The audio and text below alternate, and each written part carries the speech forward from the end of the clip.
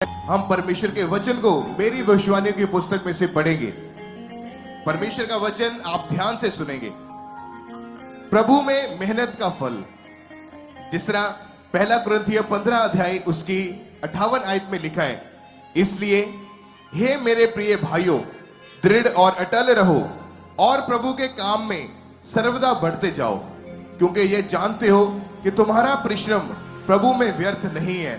सब कहें आमीन। आमीन। मेरे प्रियो, आप जानते हैं कि आज मैं पूरी दुनिया में सुसमाचार सुना पा रहा हूं और परमेश्वर मुझे अपने कामों के लिए इस्तेमाल कर रहे हैं। परमेश्वर के दास को आप सुन रहे हैं वचन को, इसलिए मैं परमेश्वर का धन्यवाद करता हूं। लेकिन मेरे प्रियो, यह सब अपने आप नहीं हुआ। परमेश्वर ने मुझे मेहनत करनी सिखाई और जब मैं परमेश्वर के वचनों के अनुसार मेहनत करता गया तो परमेश्वर मुझे बढ़ाता गया। जिस तरह बाइबल बताती है कि मसीह में की गई मेहनत कभी व्यर्थ नहीं जाती। जब मैं मसीह में नया नया था और जब मैं सिर्फ 20 मिनट प्रार्थना करता था तो मैं रोज परमेश्वर से पूछता था कि परमेश्वर, तू मुझे चंगा क्यों नहीं कर रहा, तू मुझे बीमारियों से क्यों नहीं छुड़ा रहा। तब एक दिन पवित्र आत्मा ने मुझसे कहा कि तू बाइबल पढ़ना शुरू कर। और जब मैंने लगातार बाइबल पढ़नी शुरू की तो एक दिन परमेश्वर के दास बताते हैं, मेरे साथ ऐसा हुआ कि एक दिन पहला कुरिन्थियों 15 अध्याय उसकी 58 आयत का वचन मेरे सामने आया, जिसमें लिखा है कि हे मेरे प्रिय भाइयों, दृढ़ और अटल रहो और प्रभु के काम में सर्वदा बढ़ते जाओ, क्योंकि ये जानते हो कि तुम्हारा परिश्रम प्रभु में व्यर्थ नहीं है। सब कहें आमीन।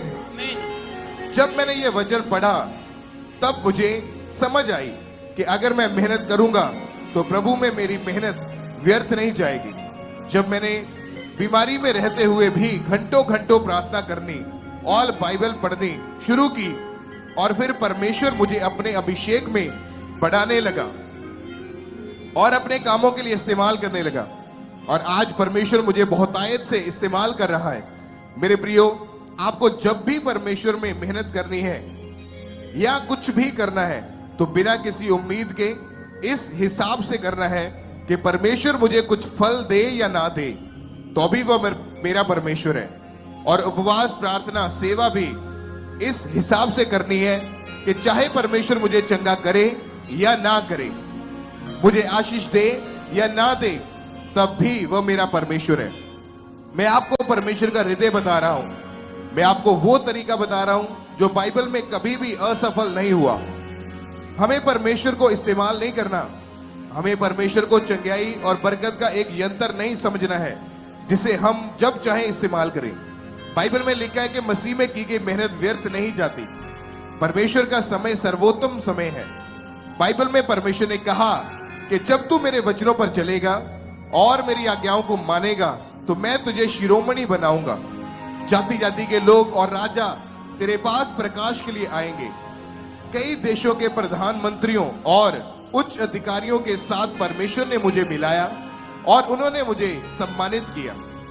जब मैं मसीह में आया था तो तब परमेश्वर ने मुझे ये बातें नहीं बताई थी, लेकिन जब मैं परमेश्वर में चलता गया और मेहनत करता गया तो परमेश्वर आज मुझे पूरी दुनिया के सामने ऊंचा और सम्मानित कर रहा है। सब कहें हालेलुया।